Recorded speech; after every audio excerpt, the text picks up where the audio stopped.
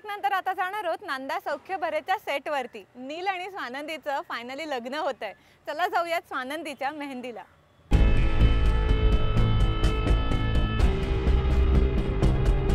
ललिताने पैशांसाठी नील स्वानंदीचं लग्न मोडण्यासाठी लाख प्रयत्न केले, पण आता फायनली नील स्वानंदीचं लग्न होतंय।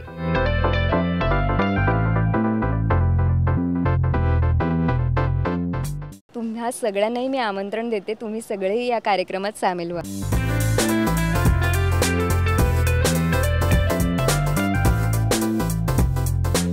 मॅडमच्या चेहऱ्यावरचा आनंद तर बघा, मॅडम मेहंदी काढतायत।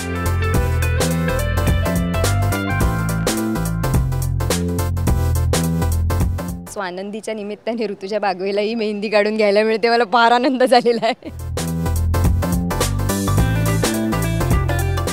एक मिनिट, पण या दोघांमधली धुसफूस दूर झाली तरी कशी? आपण आधी मी म्हणालो सॉरी। तुम्हालाच म्हणायला हवं होतं, कारण तुम्हीच उगाच चिडला होता। मी उगाच चिडलो होतो? हो। तुला पुन्हा भांडायचं काय माझ्याशी? नाही, मला काही पुन्हा भांडण्याची घाई नाहीये। आयुष्य भांडायचं। अनु, मला आयुष्यात पुन्हा भांडायचं नाही, मला लग्नानंतर भांडण नकोय। डन, आपण यापुढे भांडायचं नाही।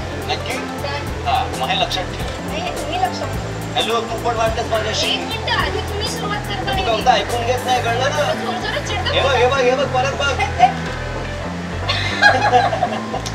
काय चाललंय आपलं? लग्न होणार आणि वेड्यासारखे भांडतोय। तू नाही ग, मीच भांड। ते खरंच आहे।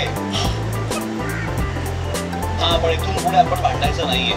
संपत या विषयात पुढेच नाही। इथे तर हे दोघं बाईक वरून फिरतायत, तसे दोघं रागातच दिसतायत, पण म्हणजे सगळं क्लिअर झालंय। सॉरी।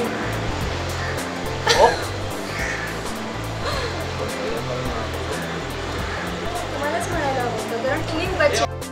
व्हेरी गुड, असंच गुण्या गोविंदाने राहा। आणि ललिताने कितीही कुरघुड्या केल्या तरी नांदा सौख्य भरे म्हणजे झालं। घेणार आहोत एक छोटासा ब्रेक। तुम्ही बघत राहा जय महाराष्ट्र।